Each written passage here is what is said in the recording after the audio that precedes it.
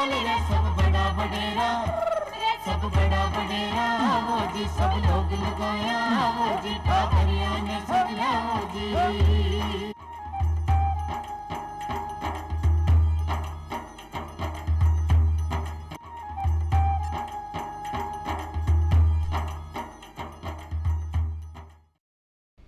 नमस्कार। चौपाल कार्यक्रम में आप सभी का बहुत बहुत स्वागत है।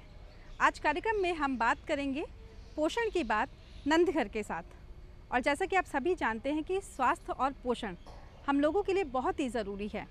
इसी उद्देश्य से सरकार भी गर्भवती माताओं, स्तनपान कराने वाली धात्री महिलाओं, किशोरियों और 6 वर्ष से कम आयु के बच्चों के लिए उनमें पोषण संबंधी समस्याओं का समाधान कर रही है। और इसी उद्देश्य से नंदघर भी ज़मीनी स्तर पर बदलाव लाने का प्रयास कर रहा है। आज कार्यक्रम में खास तौर पर हम बात करेंगे इसी पर आधारित कि कैसे नंदघर महिलाओं के और किशोरियों के, इसके साथ ही बच्चों के पोषण विकास पर काम कर रहा है। और आज इसी उद्देश्य से चौपाल की टीम आई है रामलियावाला नंदघर आंगनबाड़ी सेंटर। तो चलिए आइए कार्यक्रम की शुरुआत करते हैं। अनिल अग्रवाल का सपना है कि कोई भी बच्चा भूखा ना सोए और ना कुपोषित हो, और इसी सपने की पहल करते हुए नंदघर प्रोजेक्ट की नींव रखी।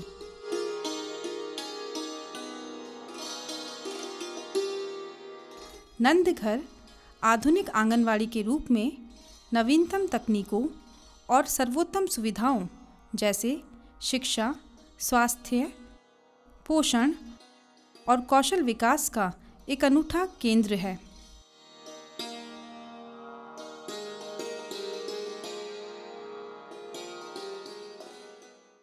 साथियों, कहते हैं कि पहला सुख निरोगी काया, यानी कि स्वास्थ्य और पोषण हम सभी के लिए बहुत ही अहम है। और ये खास तौर पे उन महिलाओं के लिए है जो प्रेग्नेंट है, या जो महिलाएं माताएं स्तनपान कराती हैं, इसके साथ ही जो किशोरियां हैं या 6 वर्ष से कम आयु के बच्चे हैं, उन सभी के लिए पोषण और सही आहार का होना बहुत ही ज़रूरी है। आज इस विषय पर हम बात करेंगे पोषण चर्चा के बारे में। और पोषण चर्चा में शामिल होने के लिए आज हमारे साथ अलग अलग क्षेत्रों के पोषण विशेषज्ञ मौजूद हैं। और आप सभी का बहुत बहुत स्वागत है चौपाल कार्यक्रम में। और सबसे पहले पोषण चर्चा की शुरुआत मैं करना चाहूँगी मीनाक्षी सिंह जी के साथ। मैम, आपसे पूछना चाहेंगे कि बच्चे के जीवन के पहले 1000 दिनों का क्या महत्व है? हमारे लिए सबसे महत्वपूर्ण है कि माँ की देखभाल और भोजन ऐसा हो ताकि पूरे 9 माह में यानी 270 दिनों में माँ कम से कम 10 से 12.5 किलो तक वजन उसका बढ़े, तभी आप एक स्वस्थ बच्चे की बात कर सकते हैं। और जो 270 दिनों की बात है वो तभी हमारे लिए सफल होंगे यदि माँ एक कम से कम 2.5 किलो वजन के बच्चे को जन्म देती है।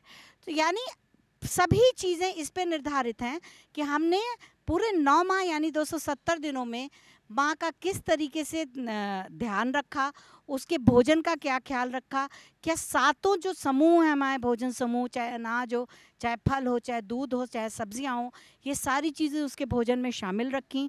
और इसका परिणाम ये होगा कि बच्चे के जो पहले 6 माह में उसके शरीर में न्यूट्रिएंट या पोषक तत्व की बात करते हैं वो माँ के शरीर से ही आएंगे। और अंत में हमारे आखिरी 500 से ज़्यादा दिन आते हैं जो 3 वर्ष की उम्र तक के लिए महत्वपूर्ण होते हैं।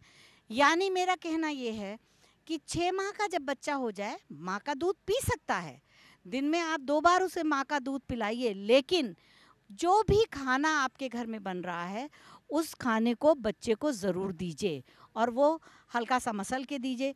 केला सभी लोग दे सकते हैं अपने बच्चों के लिए, कोई ऐसी माँ नहीं है जो एक केला एक दिन में बच्चे को नहीं खिला सकती है। अगर आपको खिचड़ी खिलानी है, दाल चावल भी बनाए तो उसको मसल के खिला दीजिए, उसी दाल में एक टमाटर, एक लौकी और थोड़ी सी हरी सब्जियां डाल दीजिए। इस तरीके से उसके खाने को आप पोषक बना सकती हैं और उसे पोषक तत्व की उसकी आवश्यकताओं को पूरा कर सकती हैं। बिल्कुल, माँ और बच्चे के पोषण को प्राथमिकता दी जानी चाहिए, खास तौर पर अगर हम बात करें 1000 दिनों की।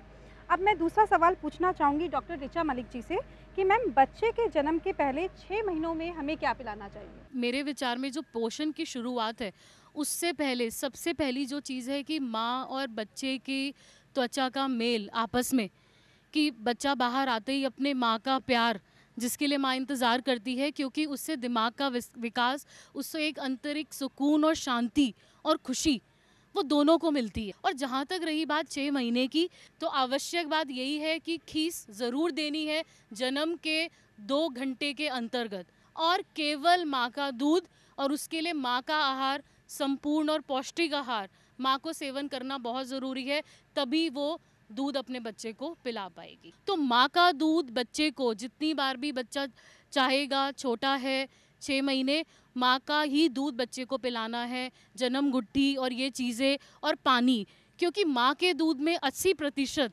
पानी ही होता है, तो पानी की भी कोई आवश्यकता नहीं है। ये हमारा भ्रम है कि अरे बच्चे को प्यास लग रही है, गला सूख रहा होगा तो पानी पिलाना है। नहीं, अगर गला सूख भी रहा है तो केवल सिर्फ माँ का दूध उस बच्चे के लिए एक संपूर्ण आहार है।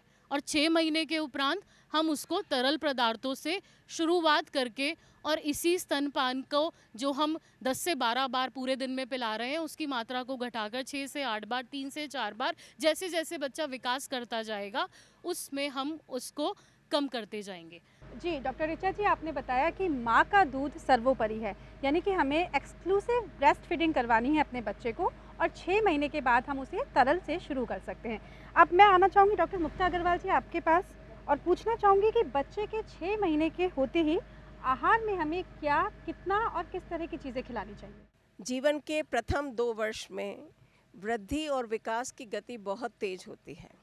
वजन में बढ़ोतरी होती है, लंबाई में बढ़ोतरी होती है, शारीरिक अंगों की वृद्धि एवं विकास होता है, मस्तिष्क और तंत्रिका तंत्र में बहुत तेज वृद्धि होती है। इन सब की वजह से पोषक तत्वों की आवश्यकताओं में बढ़ोतरी होती है, क्योंकि माँ का दूध के अलावा हमें ऊपरी आहार देना चाहिए। अब ऊपरी आहार कैसा हो? उसमें विभिन्न भोज्य समूहों का समावेश हो, जैसे अनाज, दालें, दूध व दूध से बने पदार्थ, हरी पत्तेदार सब्जियां या लाल, हरे, पीले फल एवं सब्जियां, अन्य सब्जियां, दूध व दूध से बने पदार्थ, अंडा, मांस, मछली, इन सब में से कोई भी कम से कम 4 समूह का समावेश हमें ऊपरी आहार में करना चाहिए। शुरुआत में, क्योंकि बच्चे को जब हम माँ के दूध के साथ दे रहे हैं तो बिल्कुल पतला हो, जिससे कि वो बच्चा आराम से घटक सके। धीरे धीरे हम उस भोज्य पदार्थ की मात्रा को बढ़ा सकते हैं। 2 चम्मच से लेकर हम आधा कटोरी तक ले जाएं, और आधा कटोरी ऊपरी आहार को 2 से 3 बार दें। और इसलिए जो भी हम 1 कटोरी आहार उसके लिए बना रहे हैं, उसमें हम सब्ज़ी भी डालते हैं, उसमें हम घी भी डालते हैं ताकि ऊर्जा बढ़ जाए, और उसमें हम पत्तेदार सब्जियां भी डालते हैं जिससे कि आयरन, फॉलिक एसिड और विटामिन ए मिले, जो कि माँ के दूध से आवश्यकता पूरी नहीं हो रही है। तो हम इन सब चीज़ों को ऊपरी आहार में मिलाकर पोषण से भरपूर करते हैं। इन सब का ध्यान रखेंगे, और साथ साथ में 2 वर्ष तक माँ का दूध भी पिलाना है, तो इससे बच्चे की वृद्धि और विकास बहुत अच्छे से होगा। नंदघर बच्चों के पोषण और विकास के लिए, इसके साथ ही महिलाओं को आर्थिक रूप से सशक्त करने के लिए कार्य कर रहा है। अब मैं पूछना चाहूँगी आपसे वनीता जी कि सक्षम आंगनबाड़ी क्या है, और इसके अंतर्गत समुदाय को किस तरह की सुविधाएं मिलनी चाहिए? जैसे आप बता रहे थे कि सक्षम आंगनवाड़ी केंद्र के बारे में, अभी पोषण अभियान का ये दूसरा चरण चल रहा है, जिसको पोषण 2.0 कहा जाता है, जिसमें सक्षम आंगनवाड़ी की बात कही है भारत सरकार ने। इसके तहत हमको जो 6 सेवाएं मिलती है, इसके अलावा किस तरह से आंगनवाड़ी केंद्र से समुदाय को पूरी तरह से सेवाएं मिल सकती हैं, इसके बारे में बताया गया है, जिसमें मेन फोकस है कि पहले 1000 दिवस में बच्चों का पोषण और गर्भवती माता का देखभाल, और आंगनवाड़ी केंद्र से जो सेवाएं 6 सेवाएं जो मिल सकती है, पोषाहार है, जैसे इम्यूनाइजेशन है बच्चों का, न्यूट्रिशन एजुकेशन दिया जाता है, पोषण के बारे में ज्ञान और जो बातें बताई जाती हैं इसके बारे में, और जो शाला पूर्व शिक्षा दिया जाता है, इन सब के बारे में बताते हुए साथ साथ ये भी बताया जा रहा है किस तरह पोषण वाटिका को आंगनवाड़ी केंद्र या घरों में लगाया जा सकता है। इसके तहत पूरक आहार भी मिल सकता है उन्हीं वाटिका से। वाटिकाओं में अगर आप अपने घरों में मोरिंगा के पेड़ लगा सकते हैं, जैसे केले के पौधे लगा सकते हैं, अमरूद लगा सकते हैं, टमाटर, भिंडी और जो भी यहाँ पे उगता है इस स्थानीय जगह पर, वो अगर केंद्र पे लगाया जाए और उन चीज़ों को खाने में यूज़ किया जा सके, इसके बारे में ही पोषण 2.0 के सक्षम आंगनवाड़ी केंद्र बताया है। और तीसरा चीज़ ये है कि यहाँ पर जो बरसात का पानी होता है, उस पानी को किस तरह से हम अच्छी तरह से संभाल के यहाँ पे रख सकते हैं, इसको बोलते हैं रेन वाटर हार्वेस्टिंग। इस पानी को हम स्टोर करके लाभ ले सकते हैं। इन सब चीज़ों के बारे में ही सक्षम 2.0 पे बताया गया है और किस तरह आंगनवाड़ी केंद्र को हम अच्छे से बेहतर बना सकते हैं।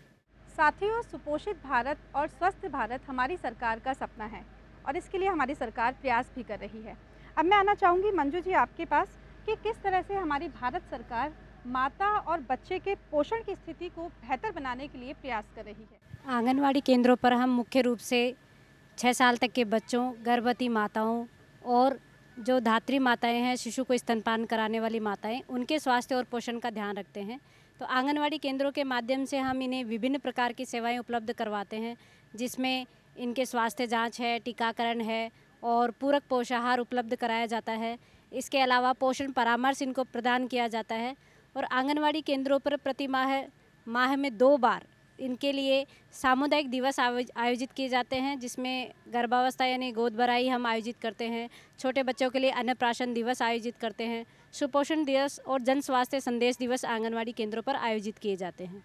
इसी के साथ साथ जो हमारी गर्भवती माताएं हैं, उनके गर्भावस्था के दौरान उनके स्वास्थ्य और पोषण को सुनिश्चित करने के लिए आर्थिक सहायता की योजनाएं भी सरकार द्वारा चलाई जा रही हैं, जिसमें प्रधानमंत्री मातृवंदन योजना के तहत हम प्रथम संतान के समय गर्भवती माता को 5,000 की आर्थिक सहायता उपलब्ध करवाते हैं। इसी के साथ साथ दूसरी संतान बेटी होने के समय उन्हें 6,000 की आर्थिक सहायता उपलब्ध करवाई जाती है। राज्य सरकार ने इसी के साथ साथ इंदिरा गांधी मातृत्व पोषण योजना के अंतर्गत द्वितीय संतान के रूप में यदि लड़का होता है तो उसे 6,000 की आर्थिक सहायता दी जाती है और लड़की होने पर 8,000 रुपये की आर्थिक सहायता दी जाती है। और आंगनवाड़ी को एक सुखद माहौल में बच्चों को और महिलाओं को सेवाएं देने के लिए हम नंदघर के रूप में विकसित कर रहे हैं। तो इस प्रकार एक पोषण भरे माहौल में, एक खुशनुमा माहौल में हम सभी के स्वास्थ्य और पोषण को सुनिश्चित करने का प्रयास कर रहे हैं। तो आप सभी पोषण विशेषज्ञ ने बहुत ही बेहतरीन जानकारी महिला और बच्चों के पोषण और विकास से संबंधित दी। आप चौपाल कार्यक्रम का हिस्सा बने, इसके लिए आपका बहुत बहुत धन्यवाद। और जैसा कि आप सभी जानते हैं कि आंगनबाड़ी केंद्रों में महिलाओं एवं बच्चों के स्वास्थ्य और पोषण का काफ़ी ख्याल रखा जाता है।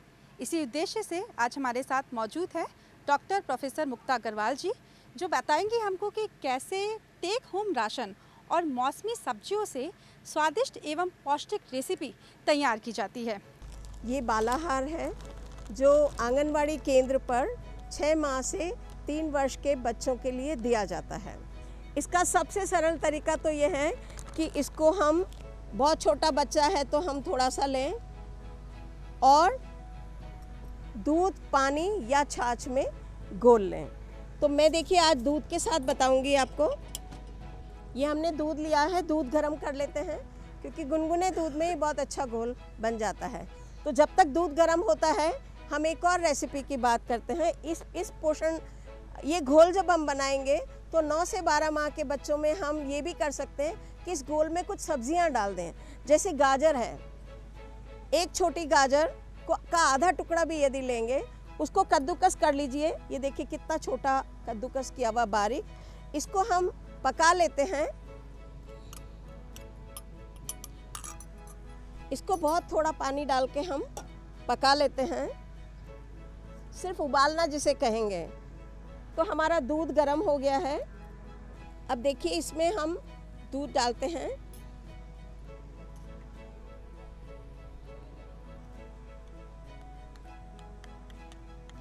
ये देखिए ये जो कंसिस्टेंसी है, ऐसा बना के हम 6 माह से 9 माह के बच्चों को खिलाएं। अब ये देखिए कि ये गाजर हो गई है।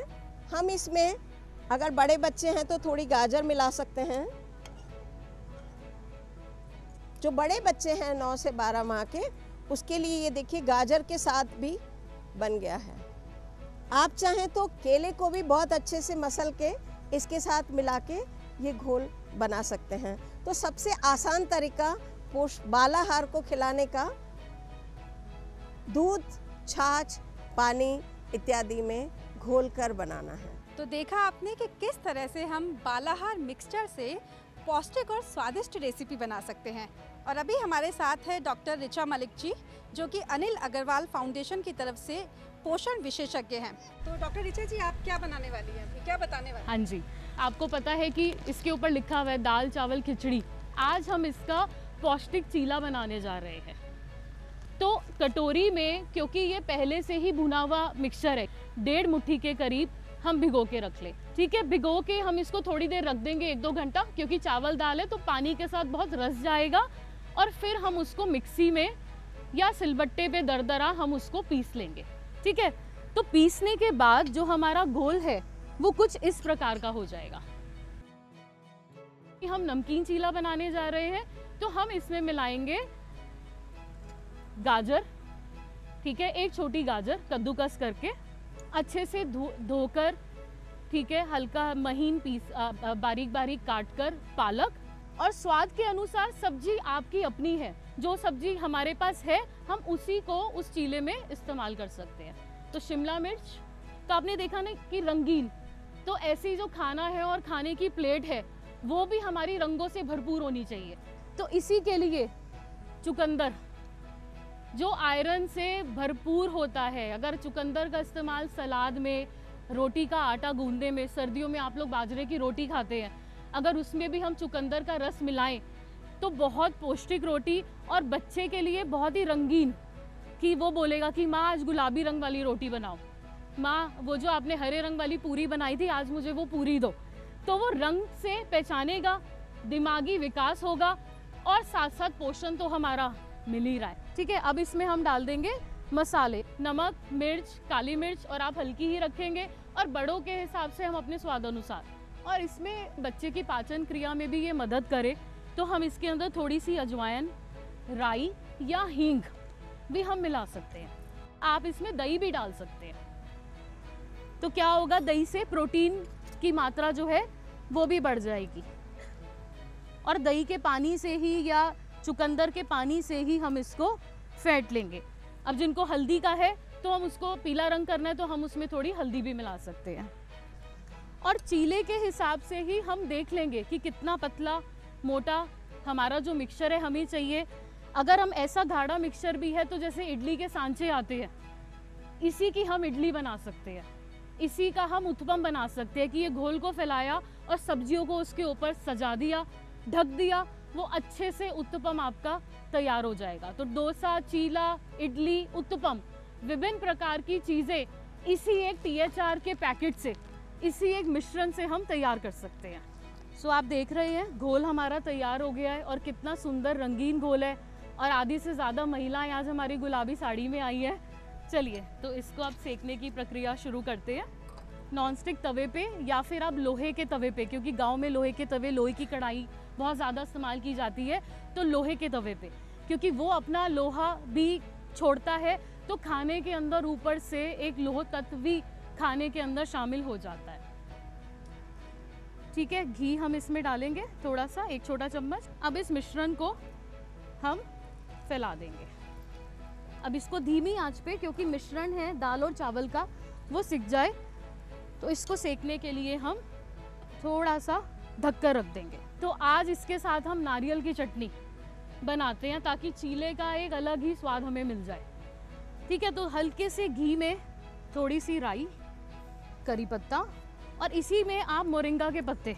ठीक है, ये सिर्फ तड़के के लिए। अब हम क्या करेंगे, हम लेंगे दही, नारियल, और पहले दही को हम थोड़ा सा फेंट लेंगे, और ये मिश्रण हम हाथ से भी कर सकते हैं, या फिर हम इसमें सारी चीज़ें मिक्सी के अंदर डाल के इसको पीस सकते हैं। अब इसमें हम डालेंगे मूंगफली, ठीक है, भुनी हुई और दरदरी करी हुई। तो ये सब मिश्रण अगर हम नई भी या साबुत भी डाल रहे हैं तो हम उसको एक ही बार सारे मिश्रण मिक्सी में जार में मिला के और पीस लेंगे। और चटनी है तो गांव में तो वैसे ही तीखापन, तो हरी मिर्ची, अदरक लहसुन का पेस्ट है ना, वो हम सबको पता है, लाल मिर्च साबुत, अपने स्वाद के अनुसार। और बच्चे को देना है तो हम यही मिश्रण, हल्का सा नमक और काली मिर्च, बच्चे की चटनी अलग कर दी, और उसके बाद जैसा स्वाद हमें चाहिए हमने अपनी चटनी अपने हिसाब से कर ली। तो आपने देखा है कितना अच्छा रोटी की तरह पूरा चीला। अब हमने चीले को पलट दिया।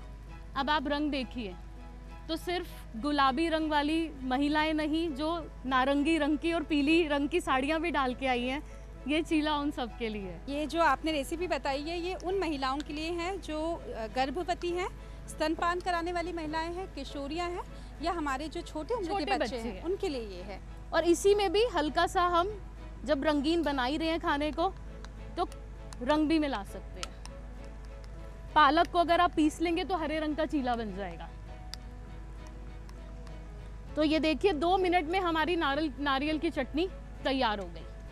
आइए, हाँ, आप इसको तड़के को ऊपर से हम चटनी में मिला देंगे।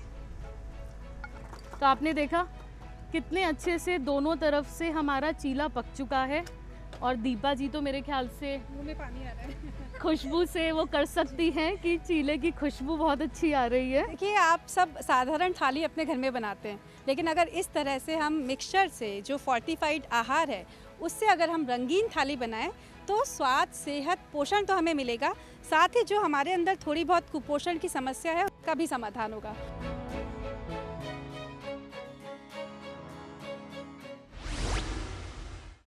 साथियों, आज कार्यक्रम में हमारे साथ मौजूद है आंगनबाड़ी कार्यकर्ता गुलाब देवी जी। तो आइए इनसे पूछते हैं कि ये किस तरह से बच्चों को गर्म खाना देते हैं। नमस्ते जी। ये पहले तो नाश्ते देते हैं बच्चों को, ये नमकीन मीठा नाश्ता देते हैं और फिर गरम पोसार देते हैं, उसमें खिचड़ी, दलिया, उपमा देते हैं। और फिर बच्चों को खेल खेल में पढ़ाया जाता है। हम 4 घंटे रोकते हैं बच्चों को, खेल खेल में पढ़ाया जाता है, टीवी के माध्यम से भी बताया जाता है। और हमारे पास सरकार की तरफ से किलकारी, उमंग, तरंग 3 किताबें दे रखी हैं और वो मेरी फुलवारी दे रखी हैं, उनसे उनके माध्यम से भी पढ़ाते हैं। तो देखा आपने कि किस तरह से नंद घर स्वस्थ भारत के सपने को हकीकत में बदल रहा है। बच्चों के पोषण के साथ साथ महिलाओं के पोषण पर भी ध्यान दे रहा है। इसके साथ ही महिलाओं को आर्थिक रूप से सशक्त बना रहा है। आपसे उम्मीद है कि आप भी ज़्यादा से ज़्यादा नंद घर से जुड़िए और अपने पोषण और स्वास्थ्य का ध्यान रखिए। इसके साथ ही देश को स्वस्थ भारत, सुपोषित भारत और साक्षर भारत बनाने में अपना योगदान दीजिए। तो आज चौपाल कार्यक्रम में बस इतना ही। फिर आपसे मुलाकात होगी एक नए विषय के साथ। तब तक के लिए पूरी टीम को दीजिए आज्ञा। नमस्कार।